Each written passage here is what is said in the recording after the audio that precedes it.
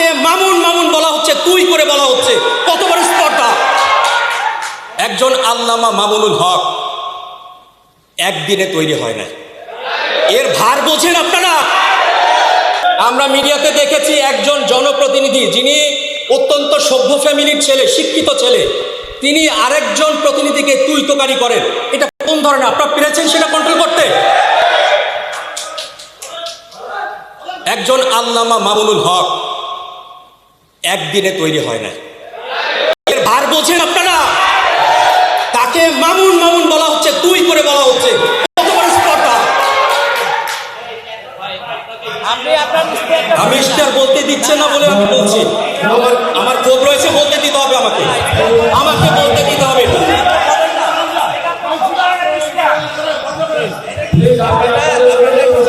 দেখছেন অবস্থা, দেখছেন, দেখেন।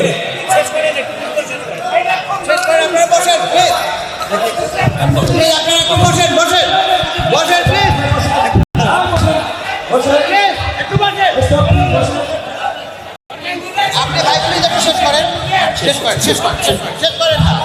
আপনি এটা পরিস্থিতি বলেন, প্লিজ আপনি বসেন, প্লিজ বসেন, আপনি শেষ করেন। আপনি বলছেন বসেন, বসেন না প্লিজ, আপনি বসেন না, বসেন, আপনি শেষ করেন, আপনি বসেন না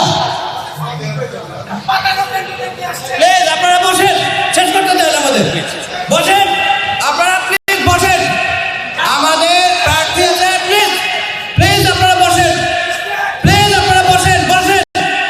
এত সুন্দর একটা অনুষ্ঠান আমরা শেষ পর্যায়ে, এত সুন্দর একটা অনুষ্ঠান আমরা শেষ পর্যায়ে, প্লিজ আপনারা বসেন, আপনারা বসেন, প্লিজ শেষ করতে দেন, শেষ পর্যায়ে তো, শেষ পর্যায়ে, প্লিজ আপনারা বসেন, প্লিজ বসেন, আপনারা বসেন, দাঁড়ান, একটু দাঁড়ান, লোকটাকে বসতে দেন না।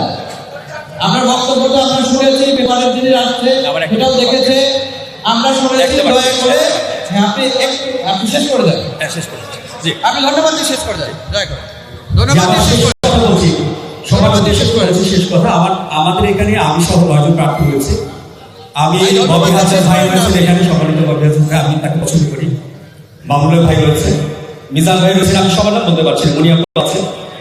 আমি একটু প্রস্তাব রাখবো আপনাদের কাছে যে আমরা 9 জন প্রার্থী আমরা মুখোমুখি বসে আসলে মোহাম্মদপুরের সমস্যা নিয়ে কথা বলতে পারি, এটা আপনাদেরকে অনুরোধ করছি আমি। আর অবশ্যই মোহাম্মদপুরের উন্নয়নের জন্য কাজ করেন। মিথ্যা প্রতিশ্রুতি, মিথ্যা নাটক, মিথ্যা গল্প, এগুলো মোহাম্মদপুরবাসী সহ্য করে না। Thank you.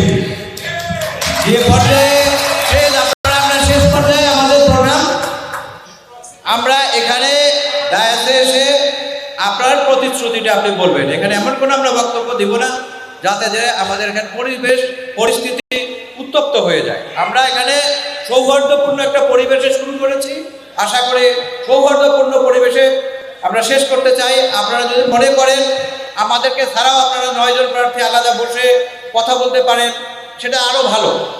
আইন শৃঙ্খলা বাহিনী ছাড়া, রিটার্নিং অফিসার ছাড়া নিজেরাই বসতে পারলে এটা তো আরও বেটার।